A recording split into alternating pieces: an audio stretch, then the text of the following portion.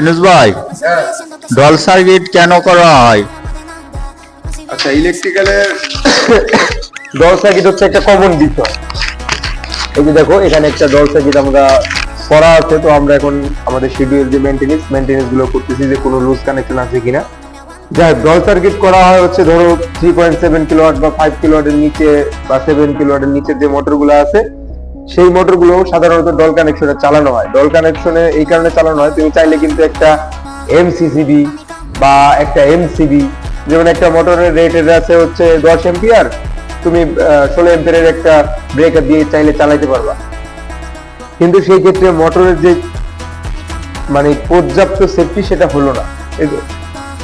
Motor অনেক ভাবে চালানো যায়, কিন্তু ছোট মোটরের ক্ষেত্রে আমরা অল্প খরচের মধ্যে একটা ডল সার্কিট করে চালাতে পারি। একটা ডল সার্কিট করতে গেলে সাধারণত অবশ্যই একটা ম্যাগনেটিক কন্টাক্ট লাগবে। এবং একটি ওভারলোড লাগবে। ম্যাগনেটিক কন্টাক্টের কাজ কি এবং ওভারলোডের কাজ কি? ম্যাগনেটিক কন্টাক্ট হচ্ছে মূলত একটা সুইচিং ডিভাইসের কাজ করে, যেগুলো আমরা সাধারণ মনে করো সুইচ দিয়ে অন অফ করতে পারি না, সেই ভোল্টেজ গুলো আমরা এই ম্যাগনেটিক কন্টাক্ট দ্বারা অন অফ করাই আর কি, আরেকটি অক্সিলারি কন্টাক্টের মাধ্যমে। এটা বিস্তর আলোচনা আর কি।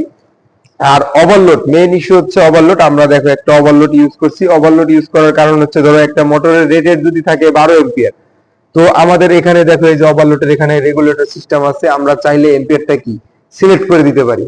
তো আমরা 2-3 রেটেডের থেকে 2-3 এম্পিয়ার বেশি দিয়ে থাকি, বা রেটেডের এম্পিয়ারটা দিয়ে থাকি, কারণ আমাদের মোটরের লোড তো সবসময় এক থাকে না।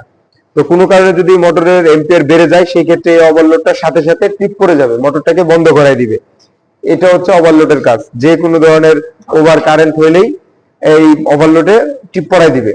আর যদি বেশি ধরনের অ্যাক্সিডেন্ট হয়, সেই ক্ষেত্রে তোমার এখানে একটা এমসিসিবি লাগানো আছে, এটা টিপ পড়ে যাবে। আর এই কারেন্টটা আমরা বেশি নিতেছে বা কম নিতেছে সেটা বোঝার জন্য আমরা এখানে 3টা সিটি ব্যবহার করেছি আলাদা আলাদা, রেড, ইয়েলো, ব্লু, 3 ফেজের জন্য 3টা সিটি ব্যবহার করেছি। এই সিটিটার কাজ হচ্ছে তোমার কারেন্ট মেজার করা। আমরা যে এম্পিয়ারটা দেখি এই সিটির মাধ্যমে দেখি। তো মূলত ডল সার্কিট করলে সাধারণত এইগুলাই লাগে। আমরা এই যে এখানে এম্পিয়ার মিটার আছে, এই এম্পিয়ারের মাধ্যমে আর কি ওই সিটির যে কানেকশন কারেন্টটা এখানেই দেখায়। তো মূলত এই সাধারণ এই ডিভাইস গুলো হলেই একটা ডল কানেকশন করে একটা মোটর চালানো যাবে। তো ছোটখাটো মোটর চালাইতে হলে অবশ্যই একটা ডল কানেকশন করে তারপর মোটর চালানো উচিত।